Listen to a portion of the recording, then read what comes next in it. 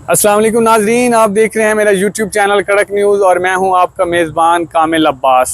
आज का vlog just और जस्ट यूथ के बारे में है, क्योंकि जैसे कि आप जानते हैं कि हमारे मुल्क की यूथ हमारी पॉपुलेशन की रीढ़ की हड्डी है।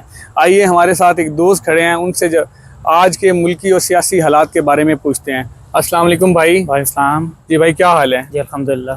कैसी तबीयत है आपकी? अल्हम्दुलिल्लाह करम। क्या नाम है भाई आपका? मोहम्मद तौसीफ। भाई वोट दिया है? जी अल्हम्दुलिल्लाह। किस पार्टी को वोट दिया था? उसको दिया जिसका बंदा ही उठा लिया उन्होंने। कैदी नंबर 804 वाले? नंबर 804। आज ये जो मुल्की हालात चल रहे हैं, आपकी पार्टी ज़ेरे अताब है, खान साहब अंदर हैं, कोई पार्टी का एक किस्म का शिराजा भी बिखरा हुआ है, तो इस सारी सिचुएशन में आप अपनी पार्टी के जो मौजूदा लीडरान हैं, जो ऐवानों में बैठे हुए हैं, जो खान साहब के लिए स्ट्रगल कर तो रहे हैं लेकिन हमें नज़र नहीं आ रही, उनको क्या पैगाम देना चाहेंगे? असल में बात यह है कि जो इस वक्त की जो पीटीआई की जो लीडरशिप बैठी है ना, वो भी अपने मफाद को देख रही है। अब जो पीटीआई का जो नज़रिया है, जैसे अगर हम अदना से कारकुन हैं उस पीटीआई जमात के, हम लोगों ने उनको वोट दिया, सब कुछ किया, हमारे नज़रिए की कोई अहमियत नहीं है इस वक्त। वो भी बैठे हैं तो अपने मफाद के लिए बैठे हैं। अब वो अगला टेन्योर अपना देख रहे हैं दोबारा से असम्बली में जाने का, क्योंकि अगर अभी उनके पास इतनी कोई अथॉरिटी होती तो अभी तक खान साहब बाहर होते। कोई ठीक है, हम मानते हैं खान साहब का बयानिया भी थोड़ा सा सख्त है, हम उनके चाहने वाले में से हैं, थोड़ा सा उनको डील करते हैं, थोड़ा सा दूसरी साइड पे करते हैं मिलजुल के। अच्छा जी, आपको लगता है कि जो बैरिस्टर गौहर साहब है कोई काम ज़्यादा नहीं कर रहे हैं? नहीं, देखें, बैरिस्टर गौहर साहब अकेले कुछ नहीं कर सकते, पढ़े लिखे काबिल आदमी पीटीआई के साथ हमारे। देखें, आप इस चीज़ को मानेंगे कि अच्छे पढ़े लिखे बैरिस्टर हैं, अच्छी वकालत वाले हैं। अली जफ़र जैसा नाम है, इतना बड़ा नाम, ठीक है, सियासत में पीटीआई के साथ खड़ा है, तो उसके बावजूद भी केस भी उनके सारे डिसमिस हो गए, सब कुछ हो गया, उसके बावजूद भी अदालतों से वो नहीं बाहर आ रहे। तो फिर नई ली उनकी क़यादत की है जो कल मखसूस नशिस्तों का तफसीली फैसला भी जारी हो चुका है और इलेक्शन एक्ट भी कानून भी बन गया है। अब फैसला करना है इलेक्शन कमीशन ऑफ पाकिस्तान ने कि क्या पीटीआई को वो 39 सीटें मिलेगी कि नहीं मिलेंगी। यहाँ पे सब फैसले हो जाएंगे। आपने देखा अभी लास्ट वीक में जो रात को बैठे रहे हैं ये 12 बजे तक, कभी मौलाना के घर, कभी मौलाना घर से बाहर आना जाना। यहाँ पे सब कुछ हो सकता है इस मुल्क में, लेकिन जो उनकी तू मैं जे करेगा उसी के साथ ही होंगे। बाकी क्या कह सकते हैं हम। आपको यकीन है कि मौलाना आपका साथ देंगे? मौलाना अपनी पार्टी के लिए सोचेंगे, हमारा साथ थोड़ी देंगे। कल मौलाना की एक बहुत बड़ी मुलाकात भी हुई है कराची में गवर्नर के साथ। मौलाना साहब अपनी पार्टी अपना फायदा देखेंगे कि उनको फ्यूचर में क्या काम आएगा। उन्होंने भी केपीके में गवर्नमेंट बनानी है, उन्होंने बलूचिस्तान में गवर्नमेंट लेनी है, अपने गवर्नर लगवाने हैं, तो वो दूर की सोचेंगे, जिस साइड से उनको मफाद हासिल होगा वही करेंगे। लेकिन ये है कि वो अच्छे सियासतदान है, मंजे हुए देखें, बार्गेनिंग अच्छी कर लेते हैं। वो तो स्टार्ट से ही हर गवर्नमेंट के साथ। अच्छा, क्विकली एक यूथ के लिए पैगाम दीजिएगा। यूथ के लिए कि भाई हिम्मत ना आ रहे हैं, हौसला ना आ रहे हैं। जैसे आजकल मैं खुद बजाय खुद आपको कहूँ तो मेरा भी दिल में ख्वाहिश है कि भाई मैं भी आउट ऑफ कंट्री निकल जाऊँ कहीं इधर उधर। लेकिन ये है कि जो मुल्क हमारा जो मुल्क है ना, ऐसा कोई मुल्क नहीं है, ठीक है, बिल्कुल। मैं सच बता रहा हूँ आपको, हिम्मत ना आ रहे हैं, हौसला ना आ रहे हैं। बाकी ये है कि अल्लाह पाक अच्छा करेंगे, अच्छे दिन भी आए, अच्छे दिन देखे भी हैं, फिर भी अच्छे दिन आएंगे, तो इंशाल्लाह अच्छी की उम्मीद रखें। अल्लाह पाक हमारे साथ है, अल्हम्दुलिल्लाह अच्छा होगा, सब अच्छा। जी, हमारे साथ एक और भाई आए हैं। जी भाई, क्या नाम है आपका? नाम है हमाद भाई, कहाँ से ताल्लुक रखते हैं? ज़ियारत काका साहिब नौशहरा। तो यहाँ पे क्या करते हैं? स्टूडेंट हैं। स्टूडेंट है भाई। हम पूछ रहे हैं कि वोट के बारे में, वोट की ताकत के बारे में, यूथ की ताकत के बारे में, कभी वोट दिया है? वोट बिल्कुल दिया है, नौशहरा में दिया है। परवेज़ खटक ने हमारे इलाके में बड़ा काम किया, लेकिन ये जो इमरान खान के साथ उसने किया तो उसके बाद हमें पता भी नहीं था हमारे इलाके से कौन खड़ा था, हमने इमरान खान को ही सपोर्ट किया, उसकी बंदे को वोट किया। तो वहाँ से वो इमरान खान का बंदा जीता है कि परवेज़ खटक का जीता? इमरान खान का जीता है। हमारा इलाका है, हमारे इलाके में नहीं कर सकते। अच्छा, कोई ऐसे 2 काम बताएं जो इमरान खान ने 13 साल के इक़्तिदार में केपी में किए हों। सर, काम बहुत ज़्यादा किए हैं। मसला ये है कि हमारे मुल्क में ऑफिशियली अनअनाउंस्ड डिक्टेटरशिप चल रही है। ठीक हो गया, officially unannounced dictatorship, monarchy system हमारे मुल्क में चल गया। ठीक है, ठीक हो गया, जनरेशन टू जनरेशन जारी है, डेमोक्रेसी कोई नहीं है। अभी हम वेस्ट को देख रहे हैं, वेस्ट में क्या है? वेस्ट में इंडस्ट्री है, उनके पास कोई तेल कुछ भी नहीं है, उन्होंने अपनी इंडस्ट्री को प्रमोट किया है। हम क्या कर रहे हैं? हमारे पास सब कुछ वसाइल भी थे, सब कुछ, गैस जो हमारी इतना भंडार पड़ा हुआ था वो हमने सारी डोमेस्टिक में फेंक दी है, गलत किए, ज़ाया कर दिए। वो हमें इंडस्ट्री को देनी चाहिए थी, इंडस्ट्रियाँ बनानी चाहिए थी, उसके साथ कारोबार आने चाहिए थे। ये तो इस तरह नहीं होता, जब तक आवाम की ताकत नहीं आएगी तो ये तो मुल्क ठीक नहीं होगा। सर, आवाम तो इनको वोट दे के इलेक्ट करती है, आगे डिलीवर करना तो इनका काम है। लेकिन आप देख लें, तीसरा दौर इक़्तिदार है केपी में, कुछ डिलीवर होता नज़र नहीं आया। एक BRT बनी थी, उसके बारे में भी अभी तक शुबहात हैं कि उसमें करप्शन हुई है नहीं हुई सर है। मेरे नज़रिए से ना प्रोविंशियल गवर्नमेंट्स ख़त्म कर देनी चाहिए, सदारती निज़ाम आना चाहिए, एक ही पार्टी को फुल पावर देना चाहिए ठीक हो गया। ताकि वो अपने तरीके से सारे सूबों को चलाएं। अभी ये जो हमारी प्रोविंशियल गवर्नमेंट्स बनी है इसमें क्या हो रहा है, डॉच कर रहे हैं, डेमोक्रेसी को डॉच कर रहे हैं। किसी एक पार्टी में इतनी पावर नहीं है कि वो पूरे तरीके से मुल्क को संभाल सके। वो तो सब जब कहते तक- हैं कि किसी एक पार्टी के बस की बात ही नहीं है मुल्क चलाना।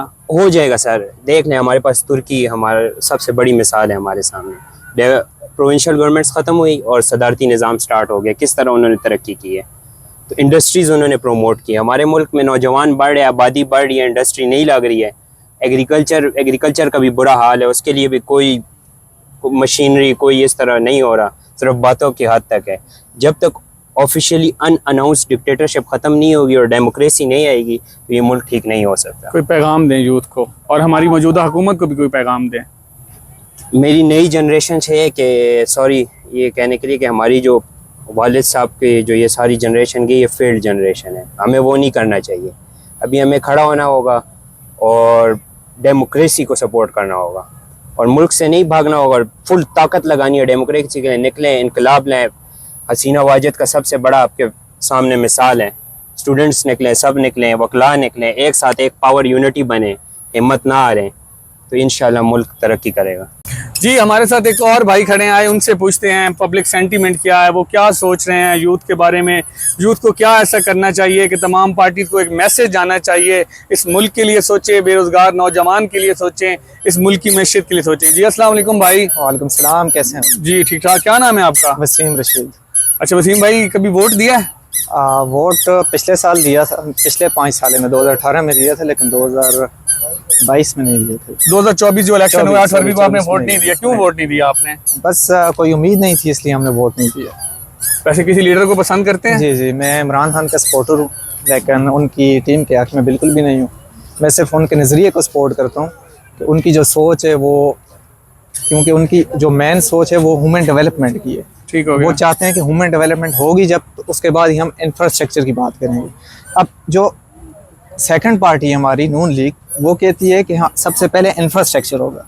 इंफ्रास्ट्रक्चर को हम क्या करेंगे, जब तक यूथ है हमारी, इसकी सोच, ये चीज़ें डेवलप नहीं होंगी तो इंफ्रास्ट्रक्चर किसी काम का नहीं है। ठीक हो गया। अच्छा आपने नून लीग की अभी बात की, देखा जाए तो जितने भी मुल्क में ज़्यादातर डेवलपमेंट्स हुई हैं उन्हीं की दौरे हुकूमत में हुई हैं। अभी भी आप पंजाब में देख रहे हैं बड़े मेगा प्रोजेक्ट्स लग रहे हैं। तो खान साहब के बारे में तो ये भी कहा जाता है कि वो अपने 4 साल इक़्तिदार में कोई ख़ास डिलीवर नहीं कर पाए, सिर्फ उन्होंने सियासी मुखालफिन की पकड़ धकड़ी की है। कोई अच्छा मतलब डिलीवर नहीं, कोई ऐसा मेगा प्रोजेक्ट नहीं है। वो BRT लगाया था, उसमें भी अभी तक आपको पता है शोर चल रहा है कि ज़्यादा पैसे लगा लिए, करप्शन हो गई। तो नून लीग ने काम तो किया है ना मुल्क में? बिल्कुल ऐसे ही है। नून लीग यही करती है कि वो इंफ्रास्ट्रक्चर पे काम करती है, लेकिन इसके साथ साथ करप्शन जो है वो बहुत ज़्यादा, नून लीग के जो इंटरनल करप्शन वो भी बहुत ज़्यादा है, जिससे मुल्की नुकसान ज़्यादा होते हैं। अब खान साहब का ये नज़रिया है कि वो चाहते हैं कि ह्यूमन डेवलपमेंट होगी हमारी, यूथ के लिए कुछ होगा तो उसके बाद हम इंफ्रास्ट्रक्चर पे आएंगे। आया कि वो हमारा प्रैक्टिकल कोई काम नज़र नहीं आया, लेकिन कुछ हद तक इदारे, मैं खुद KPK से हूँ, तो KPK में कुछ हद तक इदारे जो हमारे हॉस्पिटल हैं, पुलिस है, इस तरह के इदारों में काफ़ी बेहतरी आई है। तो ये चीज़ मुझे नज़र आई। लेकिन अभी जो खान साहब की टीम है वो टीम उस तरह वर्क नहीं कर रही जो खान साहब का असल नज़रिया था, जिसकी बेस पे PTI जो उसको उरूज अच्छा मिला। वसीम भाई, वो अली अमीन घंटापुर पे लाहौर पे मुकदमा दर्ज हो गया है, इसके बारे में क्या कहना चाहेंगे? सर उनकी जो पॉलिटिक्स है वो मेरी समझ में नहीं आ रही, और वो मुल्क में किसी में, मेरे ख्याल से किसी बंदे की समझ में नहीं आ रही। वो सिर्फ बस बातें करने आते हैं और बढ़ के मारने आते हैं। उनके अलावा उनकी पॉलिटिक्स जो है वो कोई खातिर ख्वाह कामयाबी नहीं लाई हमारे KPK में भी। कैमरे को देख के यूथ के लिए कोई अच्छा सा पैगाम दे दें। यूथ के लिए यही कहना चाहूँगा कि आप हिम्मत करें, इंशाल्लाह अपना मुल्क है, इसी को हमने बेहतर करना है। यहाँ से अगर भाग के बाहर जाएंगे तो ये उस चीज़ का कोई हल नहीं है। तो यहीं पर है कि हमने इंशाल्लाह मिलकर अपने मुल्क के लिए ख़ुद को भी बेहतर करना है और बाकी चीज़ों को बेहतर करके हमने पाकिस्तान के लिए कुछ करना है। जी नाजरीन, तो ये आप देख रहे थे हमारे मुल्क के यूथ के जज्बात, वो किस तरह अपने मुल्क की पॉपुलेशन है और अपने मुल्क के इंफ्रास्ट्रक्चर तरक्की के लिए अपने इनपुट उन्होंने दिया है। अगर हमारी वीडियो जहाँ जहाँ तक जाए, हमारे नौजवानों के जज्बात को समझें, इनकी जज्बात की तर्जमानी करते हुए इनको फैसिलिटीज़ दी जाएँ, इनको रिलीफ दिया जाए, अच्छी तालीम दी जाए, अच्छी सेहत दी जाए, क्योंकि आज का प्रोग्राम हमारा यूथ के बारे में था, तो इकबाल का वो एक शेर है, नहीं तेरा नशेमन कसर सुल्तानी के गुंबद पर, तू शाही है बसेरा कर पहाड़ों की चट्टानों पर। अपने मेज़बान कामिल अब्बास को इजाज़त दीजिए और मेरे यूट्यूब चैनल कड़क न्यूज़ को सब्सक्राइब करें, लाइक करें, शेयर करें।